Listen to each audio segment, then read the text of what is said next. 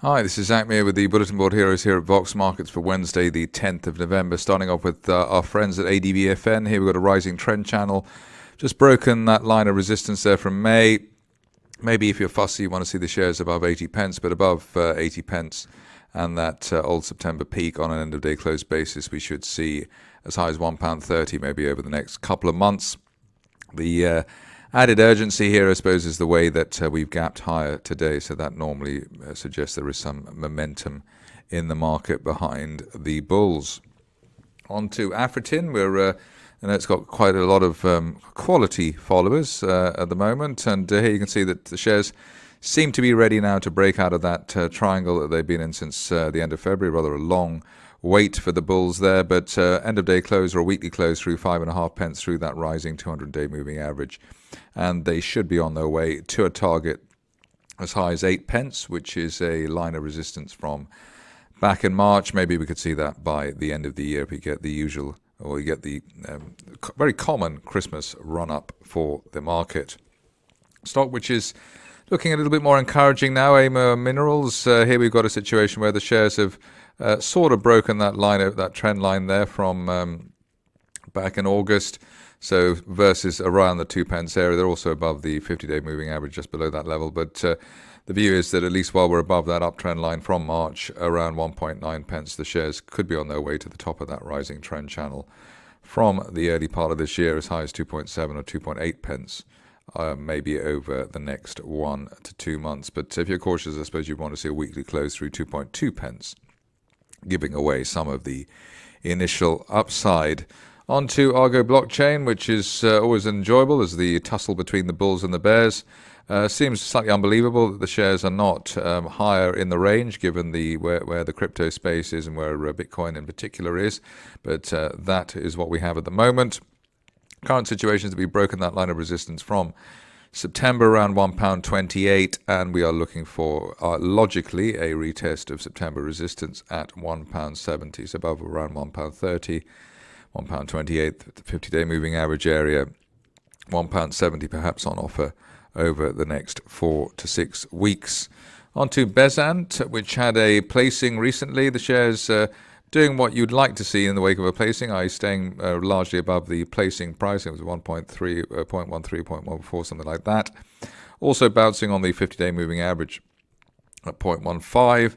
The view is that the longer we stay above 0.15, the greater the chance of a move, maybe by the end of the year, to 0.22 and the 200-day moving average. Overall, we've had that turn there with the break of that falling wedge around 0.14 in the middle of last month. So the shares doing what they should do from a recovery perspective. One of the stars at the moment is Benz Creek, as I think most in the market waiting for the company to start its production sometime this month, I think from memory it was. The view here is that above what's a sort of classic setup, really above 25 pence, looking for 35 to 40 pence, and that's the upper parallel of that imagined rising trend channel. So we'll see if that is delivered. At the moment, stop loss around the 20 pence level, the floor of that channel, and I think that's just above where the some director buying as well. So 20 pence, the likely support zone in the near term.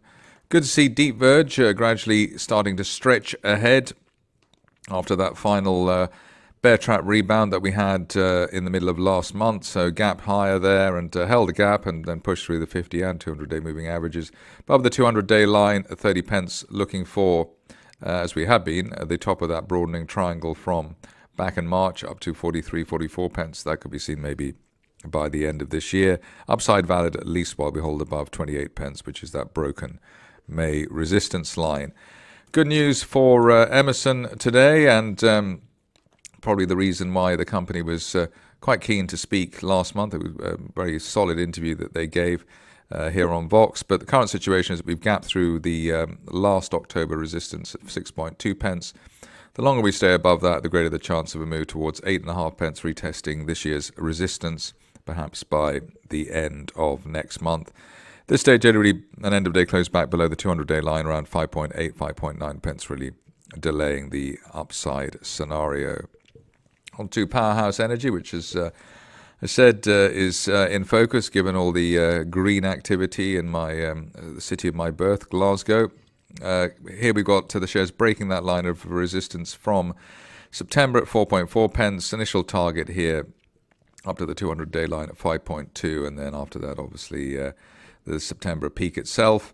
Best case scenario target here is up towards 9 pence, which is that April resistance line projection, but we'd want to see, I suppose, a weekly close above the 200-day line at 5.25 before penciling in that particular area.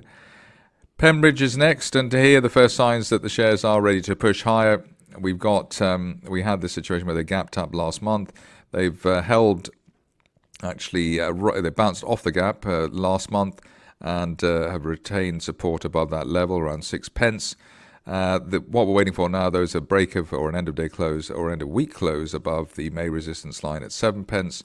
And that could give us quite a sharp push up towards the December resistance line projection, as high as 14 pence over a 2 to 3 month time frame. But quite quietly confident about the shares breaking higher here. Not quite sure if there's any particular reason for the enthusiasm, but there we have it. Sabre Insurance, I don't think I've ever covered this here before, but we've got a bear trap reversal here, narrow bear trap from below October support at £1.87. Breaking that line of resistance from September. Let's see, there's enough momentum now to get the shares up towards post-September resistance at £2.30, maybe by the end of next month. Valerix performed well last month. We had the break of that resistance line there. The charting worked, which is always something to note. That January resistance line and the 200-day line broken around 24 pence.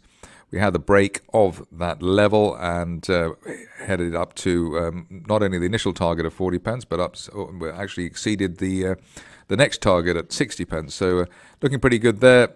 Current situation is we've had a narrow bear trap to start November just below the October floor, so down to 30 pence. Decent end-of-day close now above the 50-day moving average could be enough to get the shares back up to the low to mid-40s, and then after that we can take a view, but looking rather better now after today's price action. That's it from me today. More updates tomorrow.